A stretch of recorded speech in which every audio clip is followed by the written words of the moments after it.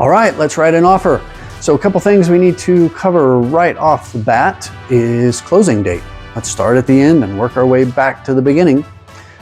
Look at your calendar, see when a good closing day will work for you. I do not like Monday closings personally. Wednesday or later is usually best. That way we can get everything prepared the week before, then a day or two right before the closing. And it also leads usually into a weekend for you to be able to move into the home.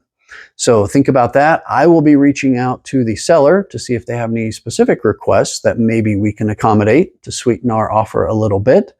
But typically, we get to determine when we would like to close. Contract length is important.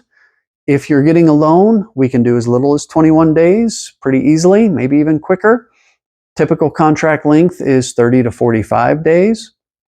And the difference in these time periods is buyer preference, number one. And secondly, if we do tighten up the closing, say to 21 days, we're going to have to do many of the steps in the contract at once, meaning get the HOA documents in, also why we're doing the inspection, also why we're ordering the appraisal.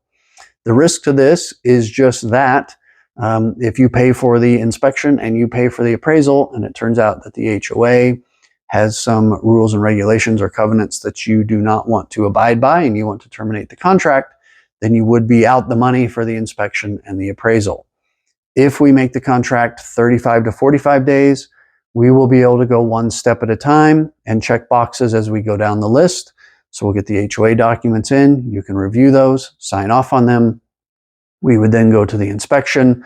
We would have the inspection done, present to the seller any items we would like to have repaired or addressed, get that resolved, then we would move on to the appraisal.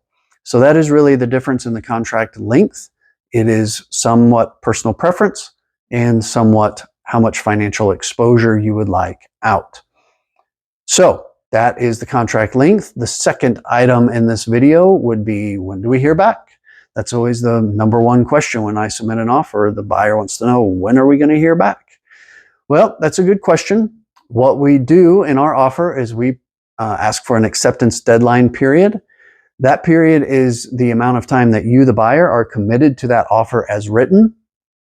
In our market, it is customary that the seller try to respond within that date, although legally that date is just the time period that you are committed to that offer as written.